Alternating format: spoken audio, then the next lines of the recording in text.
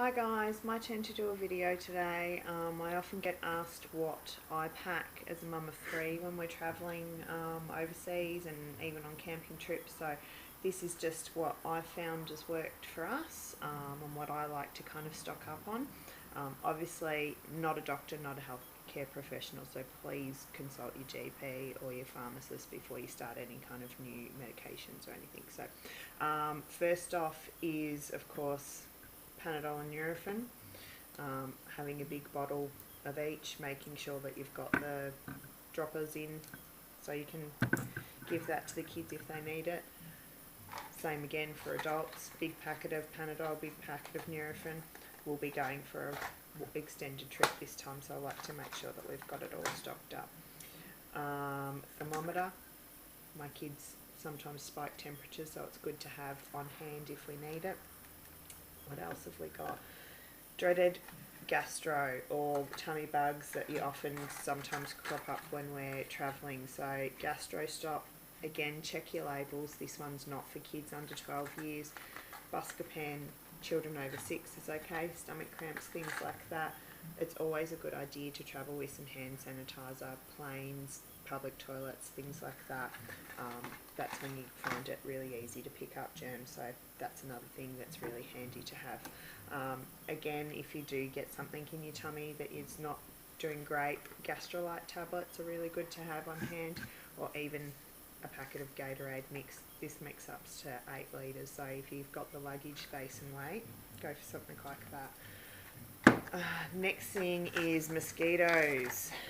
Prevention, obviously Aerogard roll-on's great. We go for the Bushman spray. I like to put it on the kids' clothes rather than their skin in case of irritations. You can rub it on their shoes and things. If you're really sensitive to mozzies, have a look at the plug-ins that you can get from Bunnings and things. They're great to have in your room just in case.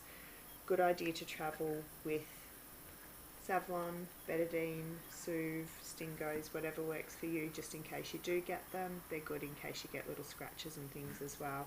If you have major reactions to mosquito bites, which some people do, having an antihistamine, Telfast, Zyrtec, that kind of thing, it's always good to have on hand than not and think that you should have packed it.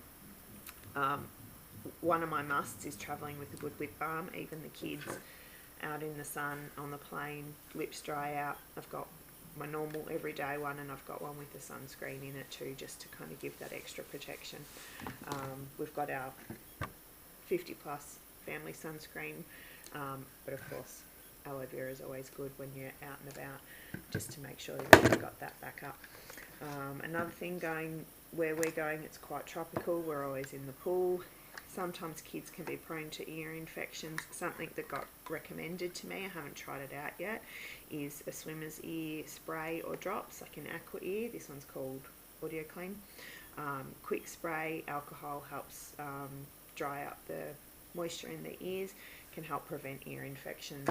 Something I personally do though is I go to the GP and grab a script for whichever penicillin, amoxicillin that my kids get from the GP when they've had ear infections, tonsillitis. Go to the chemist and ask them to give me the script but unmade, so not with the liquid added. Travelling and having to put things in refrigerators doesn't often work, so grab it unmixed, have it on hand, follow the directions that you're given. It's usually cooled boiled water that needs to go in to mix it up in case that your kids do get an ear infection or tonsillitis.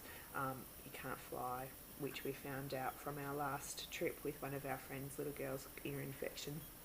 We had to stay for another 3 days, so it can be a big inconvenience. If you've got it on hand, it's something that's really good. A lot of these things you can find easily when you travel, some of them not so much, especially if you're on an island.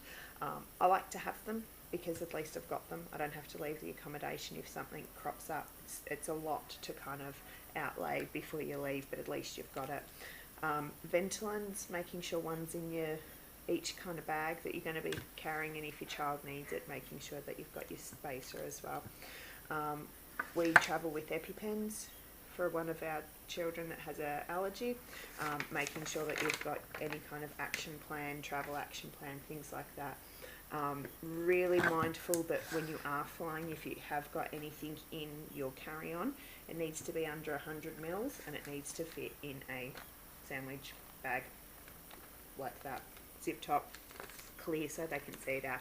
It'll help you move through any kind of customs quicker as well. So making sure that you're travelling with your prescriptions if you need them.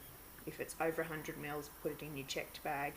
Good idea if you've got spares, put one with you and one in your bag. If your bag gets lost, you don't want to lose all of your supplies of anything that you might need that's really important. So this is what we found works for us.